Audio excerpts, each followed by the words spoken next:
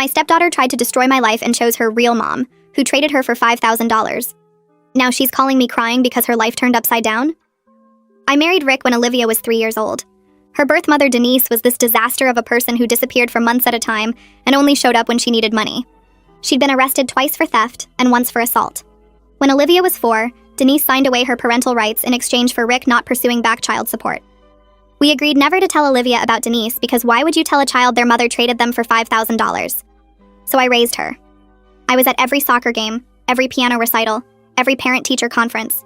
I taught her to ride a bike in our driveway. I held her when she cried about mean girls at school. I paid for her braces with my inheritance money.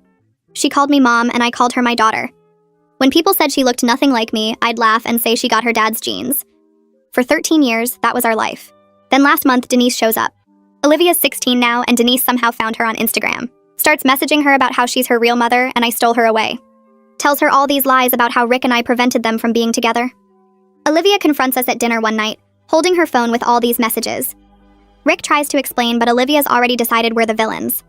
She starts meeting Denise secretly. Olivia starts calling me Laura instead of mom.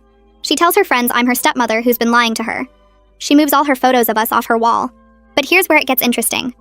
Denise doesn't just want a relationship with Olivia. She wants Rick back, and she starts using Olivia to get to him. Has Olivia leave her phone around with messages visible?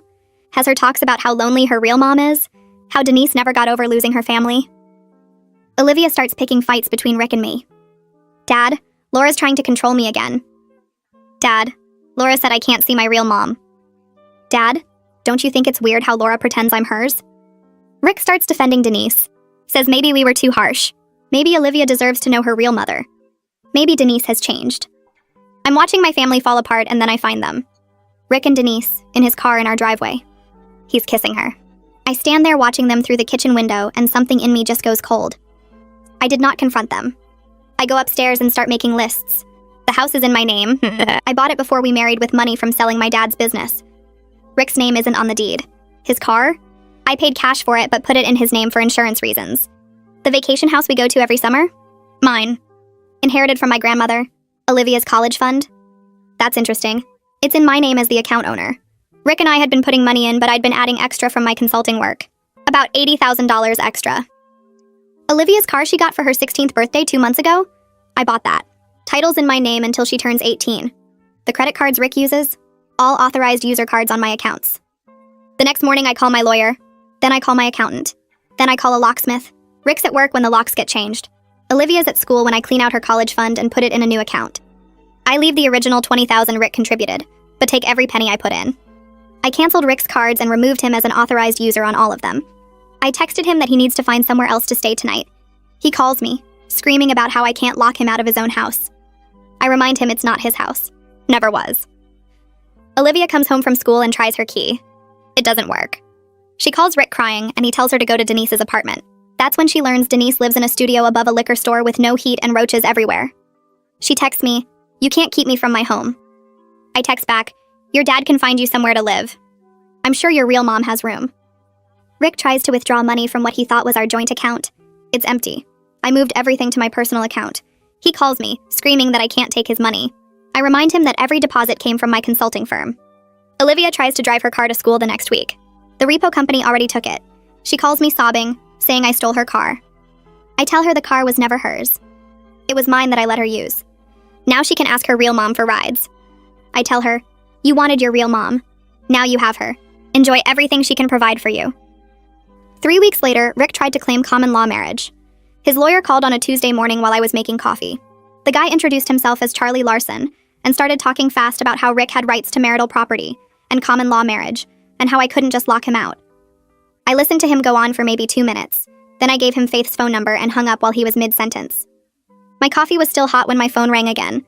Faith was laughing so hard I thought she might be crying. She kept trying to talk but couldn't get words out, just these gasping sounds between laughs. Finally, she managed to tell me that common law marriage hasn't been a thing in our state since 1991.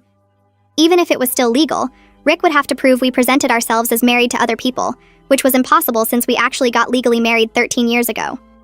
The whole claim was so stupid, Faith couldn't believe a lawyer actually suggested it. She said Charlie must be desperate for billable hours, or Rick lied to him about our situation. I didn't really care which one it was. I went to work and buried myself in spreadsheets for a healthcare client who needed their billing system completely rebuilt. Numbers made sense in a way people didn't anymore. Jeremy noticed I was staying until 9 or 10 every night. He'd bring me coffee around 7 and take over the smaller client accounts without me asking. He never said anything about it, just handled things so I could focus on the big project. My phone buzzed one afternoon with a text from a number I didn't recognize at first. Then I saw the message was from Olivia asking if I could bring her winter clothes because Denise's apartment was freezing, and she only grabbed summer stuff when she left. I read it twice, took a screenshot, and sent it to Faith with a note about documenting Olivia's living conditions. Then I blocked the number. Faith sent Rick's lawyer a formal response the next week. She told me it was 15 pages of case law and statutes explaining exactly why Rick had no claim to anything I owned. She included a complete list of every asset in my name with documentation showing I bought or inherited each one before the marriage, or with my own money during the marriage. The only thing Rick could legally claim was his personal stuff and the car I stupidly put in his name for insurance reasons. Faith said Charlie would probably tell Rick to drop it and focus on the actual divorce instead of wasting time on claims that would get laughed out of court. 2 weeks after I changed the locks, Rick showed up at my office. Security called me from the lobby saying a man named Rick Winters was asking to see me and should they send him up. I walked to my window and looked down at the parking lot. I could see Rick standing by his car, the one I paid for. He looked terrible. His face had stubble like he hadn't shaved in days. His shirt was wrinkled, and even from 5 floors up, I could see something desperate in how he stood there looking up at the building. I told security to escort him off the property, and watched them walk him back to his car. He got in and sat there for a few minutes before driving away. I met with Faith at her office that afternoon. She had divorce papers ready and said I should file first instead of waiting for Rick to make a move. Filing first meant I controlled the narrative and the timeline. I signed everything she put in front of me. My hand didn't shake at all. Faith filed the papers the next morning and had Rick served at the motel where he'd been staying since I locked him out. She sent me a photo of the signed service receipt. Elena Patton called my cell phone 3 days later. She was Olivia's school counselor, and my number was still listed as the primary emergency contact. She told me Olivia had missed 4 days of school in the past 2 weeks. When Olivia did show up, she seemed tired and distracted, not like herself at all. Elena sounded worried and wanted to know if everything was okay at home. I told Elena that Olivia chose to live with her birth mother, Denise, and I wasn't her guardian anymore. I gave Elena Denise's contact information and address. Elena got quiet for a second, then asked if I was sure about this. I said I was completely sure and ended the call. I went back to my spreadsheets but couldn't focus. Jeremy knocked on my office door an hour later. I was on a video call with the healthcare client and I snapped at them about something small, some detail in their data that didn't match up. The client looked surprised, and Jeremy stepped in smoothly, saying we'd follow up with a detailed report tomorrow. After the call ended, Jeremy sat down across from my desk and asked what was going on. I gave him the basic facts without any emotion in my voice. My husband cheated with his ex. My stepdaughter picked the other woman over me. I kicked them both out of my house. Jeremy nodded and said I could take time off if I needed it, and I told him I didn't need time off. I needed to work. I signed up 2 new clients that week, both big healthcare companies that needed help with their data systems. Jeremy looked surprised when I told him I wanted both accounts, but he just nodded and sent me the files. I worked until midnight every night that week building out a business expansion plan that would need 3 new hires and a bigger office space. The numbers filled my head and kept me from thinking about other things, like how Olivia used to fall asleep on my shoulder during movies on Friday nights. Faith called me on Thursday morning while I was reviewing budget projections. She told me Rick's lawyer was pushing hard for spousal support, claiming Rick had been a stay-at-home dad for part of the marriage and deserved compensation. I pulled up my files and reminded Faith that Rick worked full-time at the insurance company for the last 8 years making decent money. Any support claim would be tiny and temporary at best, maybe a few months of minimal payments. Faith agreed and said she'd shut that argument down fast. The next day I got an email from Rick at 6 a.m. The subject line said, "Please read this," and I almost deleted it without opening it. But I clicked it and read the whole thing. He wrote about how he made a terrible mistake, how Denise had manipulated him, how he wanted to come home and fix our family. He said he loved me and always had, that Denise meant nothing, that he would do anything to make this right. I read it once, sitting at my kitchen table with my coffee getting cold. I felt absolutely nothing. No anger, no sadness, no hope. Just empty. I forwarded the whole email to Faith with a note saying, "For the divorce file," and went back to my expansion plan spreadsheets. On Saturday, I was scrolling through my phone during a break from work and saw that Denise had posted new photos on Instagram. Her account was public, so I could see everything. The photos showed her and Olivia at some mall, both of them smiling big and holding shopping bags from expensive stores. The caption said, "Best day with my girl," with a bunch of heart emojis. I looked closer at the photos. Olivia was wearing the same gray hoodie and jeans she'd been wearing in every photo for the past 3 weeks. The shopping bags looked empty. just props for the camera. The whole thing was fake, staged to make their life look better than it was. I took screenshots and sent them to Faith without any comment. The property appraiser showed up at my house on Monday afternoon. I had to leave work early to meet him there. He was an older guy with a clipboard who walked through every room taking notes and measurements. I followed him through the house I'd bought with money from selling my dad's business. We went through the living room where I'd picked out every piece of furniture, the kitchen where I'd chosen the countertops and backsplash, Olivia's bedroom where we'd spent a whole weekend picking out the perfect shade of purple paint for the walls. She'd been 12 and so excited about redecorating. I stood in her doorway watching the appraiser measure the windows and felt something crack inside my chest. Just a small crack, a tiny break in the cold wall I'd built. I shut it down hard, turned away from the room, and walked the appraiser back downstairs. Faith called me that evening with another update. Rick was now claiming he'd contributed to the house value through home improvements and maintenance over the years. He wanted credit for increasing the property value with his work. I went to my file cabinet and pulled out every receipt I'd saved. I had documentation for every major repair and improvement. New roof in 2019, paid for by me, installed by a contractor. Kitchen renovation in 2020, paid for by me, done by professionals. New HVAC system in 2021, paid for by me with a check I could prove. Rick's contributions had been basic stuff like mowing the lawn and changing light bulbs. I scanned every receipt and emailed them to Faith. Jeremy cornered me in my office the next day and suggested I should talk to someone.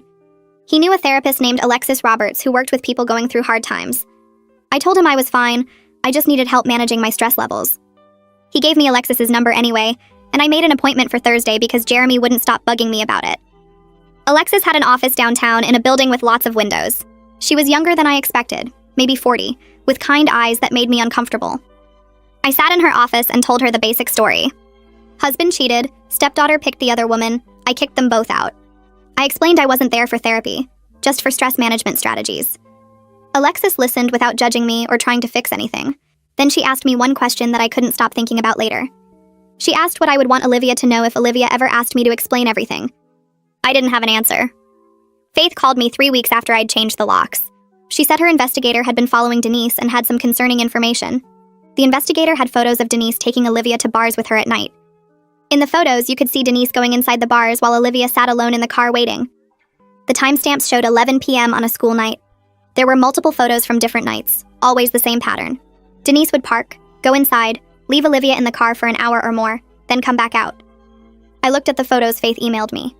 Olivia looked small and tired sitting in that car in the dark parking lots. I told Faith to document everything and keep investigating, but don't take any action yet. Part of me wanted to call CPS right away and report Denise for leaving a minor alone at bars. But another part of me, the cold hurt part, thought Olivia had chosen this life. She'd picked Denise over me. Maybe she needed to really understand what she'd chosen. Faith called again the following Monday with news about Rick. He'd lost his job at the insurance company. His boss had fired him for missing too many days and showing up late when he did come in. Rick's lawyer had called Faith to inform her, trying to use the job loss as proof that Rick needed higher temporary spousal support since he had no income now. But Faith pointed out that losing your job for poor performance actually hurt Rick's claim that he'd been a stable provider during the marriage. The whole thing was falling apart for both of them. 2 days later, Elena called my cell phone during my lunch break. Her voice sounded different this time, more worried and less professional. She told me Olivia had missed 10 days of school in the past 3 weeks and was failing 3 classes. The school had tried calling Denise over and over, but the number just went to voicemail every time. Elena asked me directly if I knew what was going on with Olivia's living situation, because the attendance office was required to file a truancy report if things didn't improve. I thanked her for calling and said I'd look into it, then hung up and stared at my computer screen for 20 minutes without moving. That evening, I told myself I was just going to drive past Denise's building to see what the area looked like. I left work around 6 and drove across town to the sketchy neighborhood where Denise lived above the liquor store. I saw Olivia sitting on the concrete steps outside the building wearing a thin hoodie even though it was only 40 degrees outside. She had her arms wrapped around herself and was staring at her phone. I slowed down as I passed and our eyes met for just a second before I looked away and pressed the gas pedal. My hands gripped the steering wheel so hard my knuckles turned white and stayed that way until I got home. Faith called me on Friday afternoon and said she needed to meet with me about Rick's discovery requests. I went to her office after work, and she handed me a thick stack of papers. Rick's new lawyer, Charlie, was demanding copies of all my business income records for the past 15 years, documentation of every inheritance I'd received, statements from all my bank accounts, and proof of how I'd paid for the house and vacation property. Faith explained that Rick was trying to claim I'd used marital funds to pay for things I said were mine separately. I took the papers home and spent the entire weekend going through my file cabinets. I found the deed to the house showing I bought it 2 years before marrying Rick with money from selling my dad's business. I found the will from my grandmother leaving me the vacation house. I found 15 years of bank statements showing deposits from my consulting firm into accounts that only had my name on them. Every receipt for the new roof in 2019, the kitchen renovation in 2020, the HVAC system in 2021. I'd paid for everything with checks I could prove came from my accounts. By Sunday night, I had 3 boxes of documents organized and labeled, and each piece of paper felt like proof of everything I'd built that Rick now wanted to take. My therapy session with Alexis on Tuesday was harder than usual. She asked me why I was punishing myself by refusing to check on Olivia. I told her I wasn't punishing myself. I was protecting myself from getting hurt again. Alexis just looked at me with that expression therapists have when they know you're lying to yourself. She asked me what I was afraid would happen if I helped Olivia now. I didn't have a good answer, so I changed the subject to talk about work stress instead. Jeremy caught me in the break room on Wednesday and told me something interesting. One of our clients had mentioned seeing Rick at a job interview last week at an accounting firm downtown. The client said Rick looked awful, unshaven and wearing a wrinkled suit and seemed desperate during the interview. But then Rick started complaining about his crazy wife who stole everything from him and kicked him out for no reason. The client said he felt bad for Rick at first, but after hearing him blame everyone else for his problems, the client lost all sympathy. Jeremy asked me if I was doing okay and I said I was fine, just busy with the divorce stuff. The letter from Charlie arrived on Thursday in a fancy envelope with a law firm return address. Inside was a settlement offer. Rick would accept $50,000 and walk away from any claim to the house, vacation property, retirement accounts, and business assets. Faith called me after I emailed her a copy and said it was actually a reasonable offer when you considered how much court costs and legal fees would add up over the next year. She said I should think about it carefully because sometimes it's worth paying something just to be done with the whole mess. I told Faith absolutely not. Rick didn't deserve a single penny after what he did. He cheated on me, let his daughter treat me like garbage, and now wanted money for assets he never contributed to. I'd rather spend $100,000 on lawyers than give him $50,000 he didn't earn. That same week, Denise started posting Instagram stories that showed up in my feed because Olivia was tagged in them. The posts were all about how hard single motherhood was and how she was struggling to provide for her daughter. She posted pictures of their cramped studio apartment and an empty fridge with captions about doing her best with limited resources. The whole thing was so obviously designed to make people feel sorry for her and send money. I noticed several of Rick's relatives commenting with sad face emojis and messages of support. His sister wrote that Denise was such a strong woman for taking in Olivia when her stepmother abandoned her. I blocked all of them and deleted the app from my phone. Faith called me the following Tuesday with news from her investigator. The guy had been watching Denise's apartment building and had some concerning information to report. Denise's boyfriend Corey had moved into the studio apartment about 2 weeks ago. The investigator ran a background check and found that Corey had a criminal record, including 2 charges for domestic violence against previous girlfriends. Now there were 3 people living in a space meant for 1 person. Faith asked me if I wanted her to do anything with this information, and I told her to just document everything and keep watching. Part of me knew I should call CPS right away, but I couldn't make myself do it yet. I woke up at 3 in the morning from a nightmare where Olivia was calling my name and I couldn't find her. I got out of bed and walked down the hall to her bedroom. I hadn't been in there since the day I changed the locks. Her soccer trophies were still lined up on the shelf above her desk. Piano recital programs were pinned to a bulletin board on the wall. There was a framed photo of the 2 of us at the beach house from last summer, both of us smiling and sunburned. I sat on her bed in the dark and looked at all the pieces of the life we used to have. The room smelled like her strawberry shampoo, and I stayed there for over an hour before going back to my own room. Elena left me a voicemail on Thursday morning while I was in a client meeting. I listened to it during lunch and her voice sounded genuinely worried. She said the school was legally required to report Olivia's truancy to family court if the absences continued. She'd tried reaching out to Denise multiple times with no response. Elena said she knew this was a difficult situation, but she was asking me to please call her back because Olivia had mentioned to the school counselor that I was the only mother she'd really known until recently. I saved the voicemail and sat in my car in the parking lot trying to decide what to do next. I called Elena back that afternoon from my office. She picked up on the second ring and I explained everything without sugarcoating it. Olivia rejected me for her birth mother who abandoned her as a toddler. I raised her for 13 years and now she was living with Denise in terrible conditions, but that was her choice. Elena listened quietly, and when I finished she was silent for a long moment. Then she told me that teenagers make awful decisions all the time, but that doesn't mean the adults in their lives should abandon them too. I thanked her for her concern and ended the call before she could say anything else that might make me feel worse than I already did. Faith called me the next morning while I was reviewing a client proposal. She scheduled our divorce mediation for 2 weeks out and warned me that Rick would probably bring Denise for emotional support. I needed to be ready to see them together without losing my cool in front of the mediator. I told Faith I could handle it and made a note in my calendar with the date and time. The mediation was scheduled for a Thursday morning at the mediator's office downtown. Jeremy stopped by my office later that day and offered to come to mediation with me as a support person. He said he'd taken time off work before for court stuff with his ex, and he knew how hard it could be to face that alone. I appreciated the offer but told him no. I needed to prove to myself that I could handle this without anyone holding my hand. After work, I drove to the nice department store across town and bought a new suit for the mediation. Navy blue wool, perfectly fitted, expensive. It felt like armor when I tried it on in the dressing room. The salesperson told me I looked powerful, and I paid with my credit card without even checking the price tag. My therapy session with Alexis that week focused entirely on mediation strategies. She taught me breathing exercises for staying calm when I felt angry or upset. We practiced responses to things Rick might say to try to get under my skin. But mostly, Alexis helped me figure out what I actually wanted from this divorce versus what my hurt and anger wanted. I wanted it over quickly and cleanly with no ongoing connection to Rick. My anger wanted to make him suffer and beg and admit what he'd done. Alexis reminded me that I could only control my own actions and reactions, not his feelings or behavior. The night before mediation, I couldn't sleep. I kept going over everything in my head and checking that I had all my documents organized. Around 11, my phone rang from a number I didn't recognize. I almost let it go to voicemail, but something made me answer. Olivia's voice came through small and scared, asking if I was still awake. She told me Denise and Corey had a huge fight earlier that night. The neighbors called the police and officers came to the apartment. Olivia was sitting in a diner 3 blocks away because she was too scared to go back there. The diner was one of those places that stays open all night, and she'd been there for over 2 hours. She didn't have any money for food, and she had nowhere else to go. Her voice shook when she said she'd tried calling Rick first, but he didn't answer. I sat in my car in the driveway for 10 minutes with my keys in my hand. Part of me wanted to drive straight to that diner and bring her home. The other part knew she needed to understand the full weight of what she'd chosen. I told her to stay at the diner and I'd send her money for food through a payment app. She needed to keep trying to reach her father because this was his responsibility now, not mine. Olivia started crying on the phone. She said Rick was staying in a motel room with someone he worked with, and he'd told her earlier that week he couldn't have her there. Then she asked me in this broken voice if I hated her. I told her the truth. I didn't hate her, but I couldn't be what I was to her before. That person didn't exist anymore because she destroyed that relationship when she chose Denise and helped wreck my marriage. She cried harder and I felt something crack inside my chest, but I didn't take it back. I opened the payment app on my phone and sent Olivia $40 with a message. For food and a ride to somewhere safe. Figure out where that is. Then I turned off my phone completely and went inside.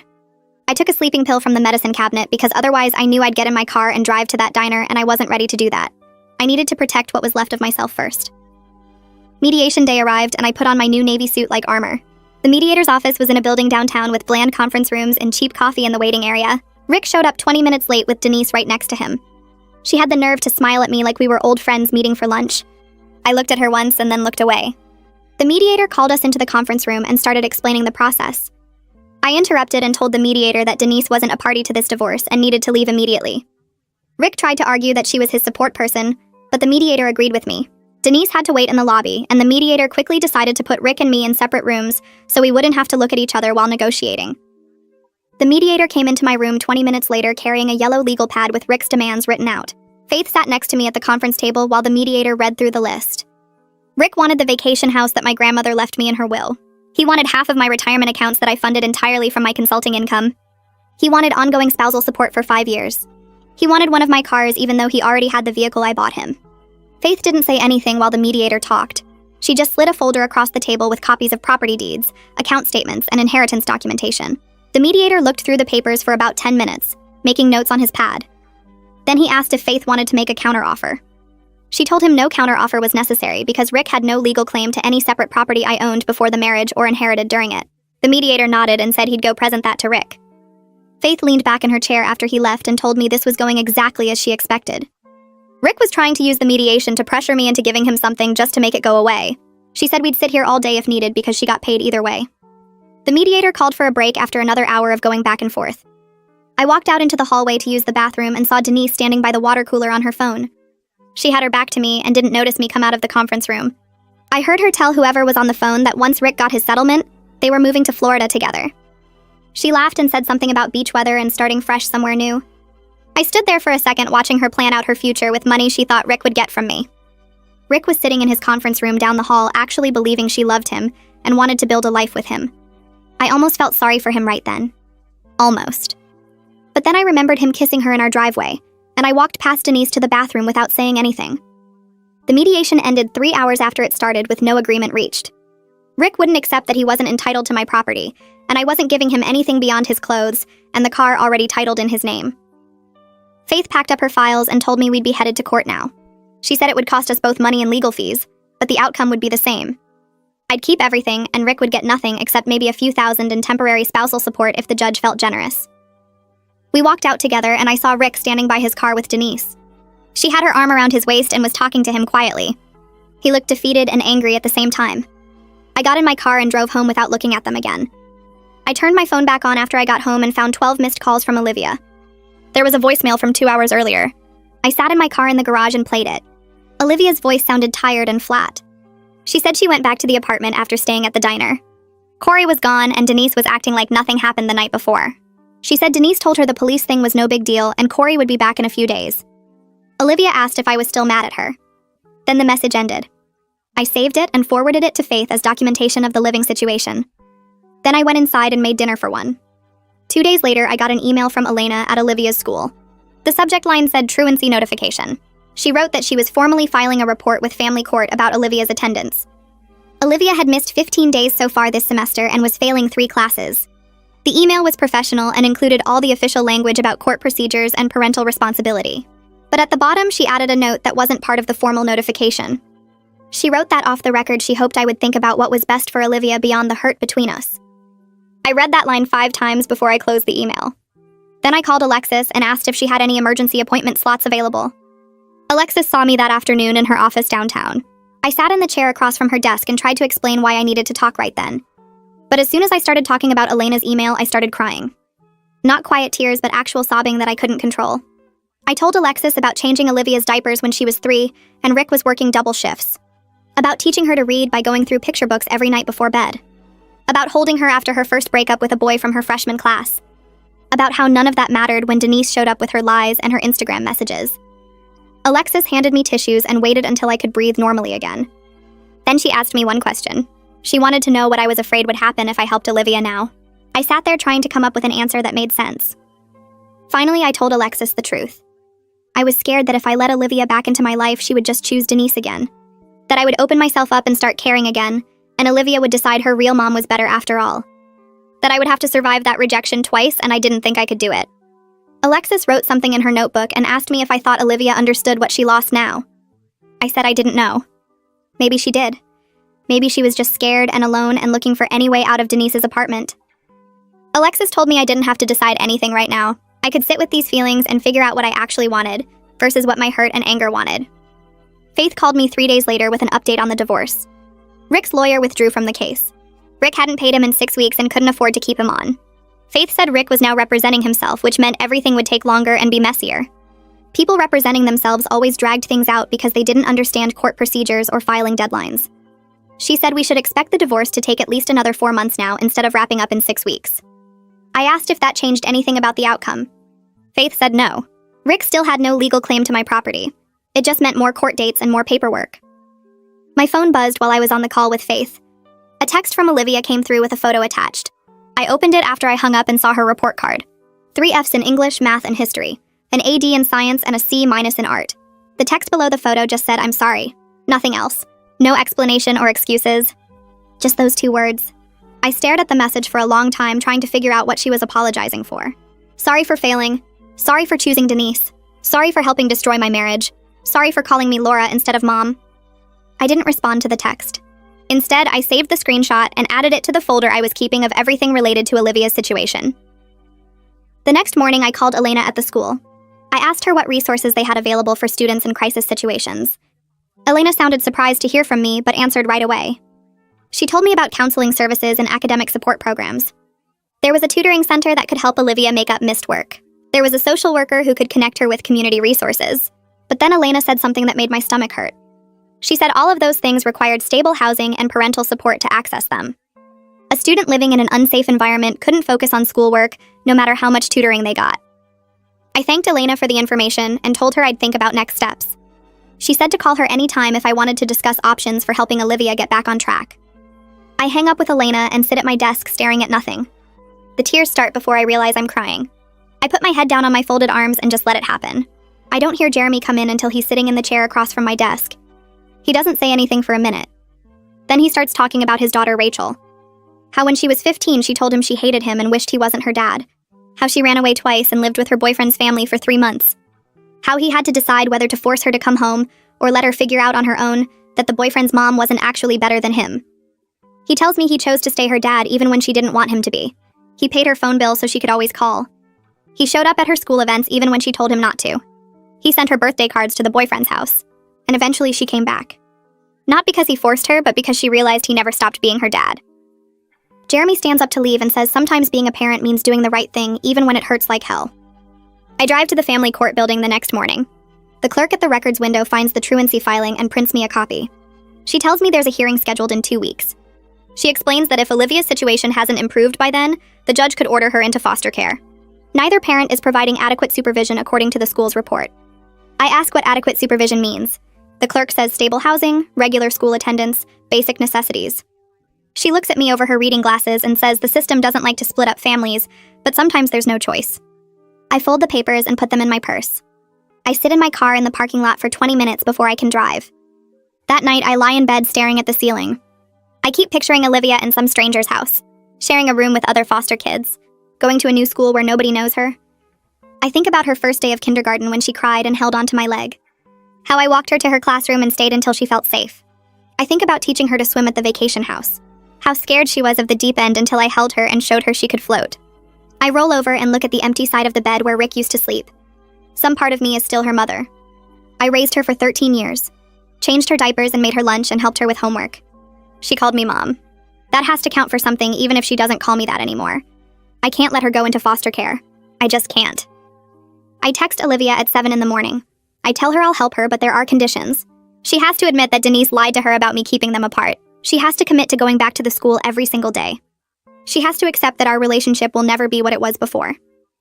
I tell her to think carefully before she responds because I won't make this offer twice. I put my phone face down on the kitchen counter and make coffee. I don't let myself check for a response. 3 hours later, my phone buzzes. Olivia's message is long. She admits Denise lied about everything. That Denise told her I prevented them from being together when really Denise chose money over her. She says living with Denise has been awful. The apartment is freezing and there's never enough food. Denise's boyfriend Corey scares her. Denise drinks all day and brings home different men at night. She says she understands if I never forgive her. She knows what she did was terrible. She knows she hurt me and helped destroy my marriage. But she's asking anyway. She's asking if there's any way I can help her because she doesn't know what else to do. I read the message 3 times. Then I text back. I tell her she can move into the vacation house temporarily. Not my main house, not her old room, but a place where she can be safe and go to the school. I'll pay for food and basic necessities, but she needs to get a part-time job within a month to learn responsibility. She'll do her own cooking and cleaning. She'll check in with me by text every day. She'll see a therapist every week. If she breaks any of these rules, she's out. I hit send before I can change my mind. Faith calls me that afternoon after I text her about the plan. She warns me this could complicate the divorce. Rick could claim I'm providing for Olivia, but not him. He could argue that proves I have extra money to share. I tell Faith I don't care what Rick claims. I'm not doing this for him or because of him. I'm doing it because Olivia is still a child who needs an adult to be the adult. Faith is quiet for a second. Then she says, okay. She'll handle whatever Rick's lawyer tries to pull. She tells me I'm doing the right thing, even if it makes the divorce messier. I drive to Denise's apartment the next day to pick up Olivia's things. The building looks worse in daylight. Cracked concrete steps, broken window on the second floor, graffiti on the door. I climb the stairs and knock. Denise answers wearing a stained tank top and sweatpants. Her eyes are red and unfocused. She smells like alcohol and cigarettes. She looks at me and laughs. She says I'm stealing her daughter. I look at her for a long moment. Then I tell her she sold her daughter for $5,000 16 years ago. I walk past her into the apartment. Olivia is sitting on a mattress on the floor. There's no other furniture except a broken chair and a card table. Olivia has almost nothing to pack. Most of her clothes are still at my house where I locked her out. She's wearing jeans that hang loose on her hips and a sweatshirt with a stain on the sleeve. She's lost weight. Her face looks thin and tired. Dark circles under her eyes like she hasn't slept in weeks. I hand her a cardboard box I brought from my car. She takes it and just stands there holding it. Then she starts crying. Not quiet tears, but big gasping sobs. She drops the box and covers her face with her hands. Her whole body shakes. I stand there watching her cry and something in my chest hurts. Denise yells from the other room about how I'm ruining everything.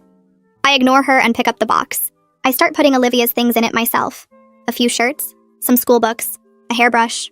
That's all there is. I drive Olivia to the vacation house. Neither of us talks. She tries to apologize twice, but I tell her we're not doing this in the car. We'll talk when she's settled and we've both had time to think. She nods and looks out the window. I can see her reflection in the glass. She's still crying, but quietly now. just tears running down her face while she stares at the trees going past. The drive takes 2 hours. I focus on the road and try not to think about the last time we drove to the vacation house together. That was different. That was before everything fell apart. I pull into the driveway and turn off the engine. Olivia looks at the house and more tears come. I get out and grab her box from the back seat. I unlock the front door and walk inside without waiting to see if she follows. The vacation house smells like dust and old wood when I flip on the lights. I walk through the living room and point out the fireplace that actually works if she needs heat. The kitchen has a small stove and a fridge that hums too loud. I open cabinets to show her where the dishes are. 2 bedrooms down the hall. I point to the smaller one and tell her that's hers. The bathroom is between them. I leave $300 cash on the kitchen counter and tell her to buy groceries and whatever else she needs. I write my number on a piece of paper even though she already has it. I tell her I'll be back in 3 days to talk about how this is going to work. She nods and doesn't say anything. I leave without looking back. Faith calls me the next morning while I'm making coffee. She tells me Rick found out about Olivia being at the vacation house. He's threatening to file for custody to get access to my property. I actually laugh. I tell Faith to let him try. Any judge will see his motel room and his unemployment and laugh him out of court. Faith agrees but warns me to document everything anyway. I meet with Elena Patton at the school 2 days later. Her office has motivational posters on the walls and a box of tissues on her desk. I explain the new arrangement. Olivia is staying at my vacation house. She'll be going back to the school. Elena looks relieved. She tells me she's glad Olivia will be in a stable place. She agrees to help Olivia make up her missed work. Then she warns me that Olivia will need counseling to process everything that's happened. I tell her I'm already working on that. 3 days later, I drive back to the vacation house with a list I printed out. Olivia answers the door looking cleaner than she did when I dropped her off. The house is neat. She bought groceries. I sit down at the kitchen table and slide the paper across to her. School every day, no exceptions. Therapy once a week with someone I'll arrange. Part-time job within a month.